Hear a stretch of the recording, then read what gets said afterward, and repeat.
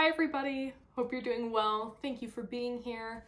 I just wanted to make a quick little video for today's Wellness Wednesday and talk about dealing with stress and anxiety, which is something that was at a peak for me when I was in my abusive relationship, but that still comes through in different forms, just doing kind of my day-to-day activities. And there are a few things that I like to do to try to de-stress and just kind of get my mind off of the things that either I can't control, which was a lot of when, brings back a lot of the same feelings of when I was in the abusive relationship, or just, managing it and knowing that it's okay and that it's fine. So I think there are about like 5 things that I usually try to do to help kind of get my mind together. One of which is exercise, and exercise is not only something I've used to better myself and my body, but it is a great form of stress relief. I mean, just getting yourself up and out there and going and moving is really healthy and so great for your body. But it helps, give you some good, happy endorphins. It gets you moving. It gets you just in a good headspace. And for me today, I woke up and I felt pretty sore, and I'm usually very, very hard on myself if I don't get my workouts in. And I had already worked out quite hard this week, but I thought, my body is telling me that it's sore. Listen to it.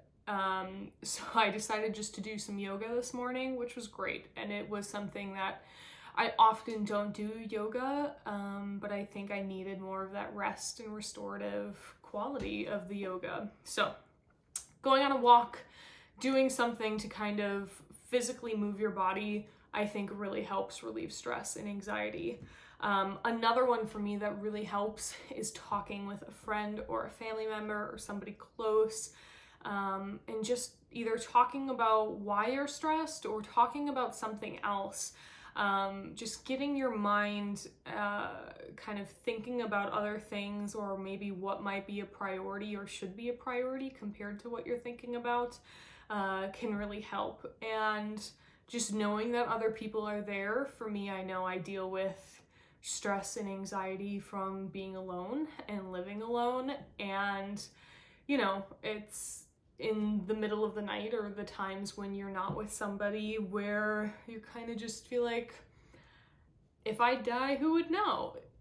Very obviously extreme, but those are things that definitely come across your mind at the late hours, and it's hard not to get kind of sucked into feeling that. But I know I have so many friends and family and that sort of thing, and people that care about me, and it's reaching out to them as a comfort, truly.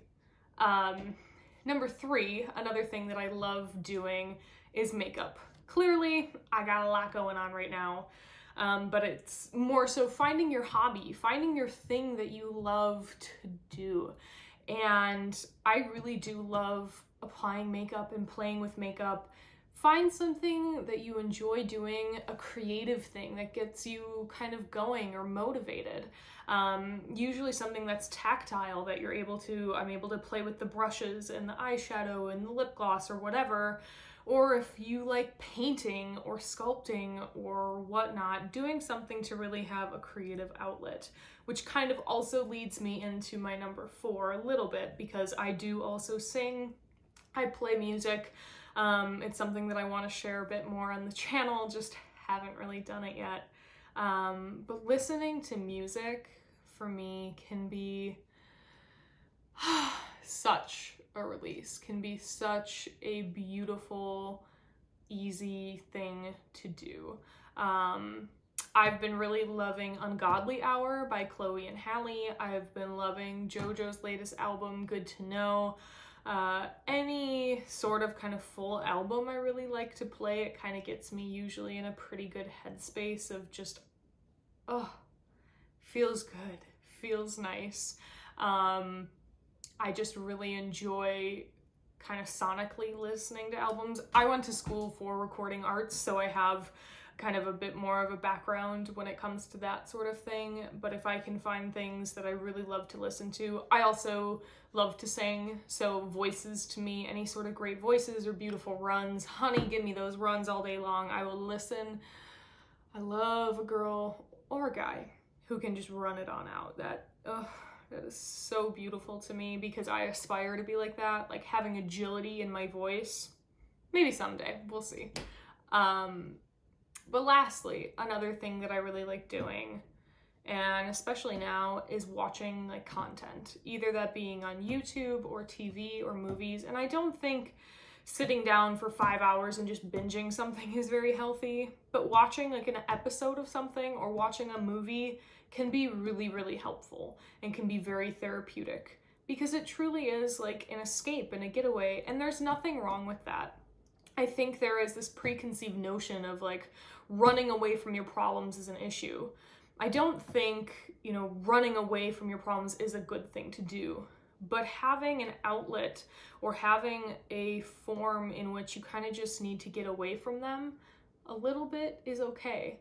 I think that's where you have to be careful with yourself and know, if substance is a problem for you, drinking in that kind of time probably isn't a great form or habit if you create habits.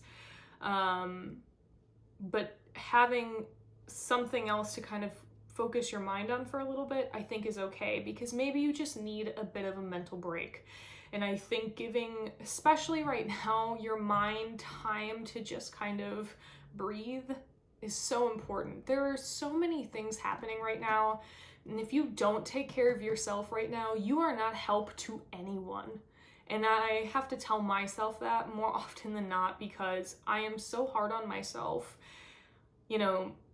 I think one thing that is so true is not only knowing that you are your own worst critic, but also know how you would talk to your best friend. Why that isn't the same way you talk to yourself. Because it isn't. The way that I talk to my best friend is not the same amount of care and love that I talk to myself. And that needs to change. And I think, am working at it and getting better at it. But it is something that I know I need to improve on. So, through those 5 things, and I think through kind of other things also, finding outlets for releasing stress and anxiety is really very important.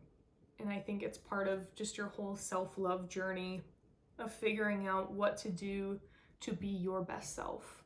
And finding that out can be just monumental and so helpful. So I hope maybe some of these things opened you up to figuring out what you could do to help yourself. If not, it's a reminder for myself to know I can go to this and realize what maybe I need to do if I'm feeling stressed.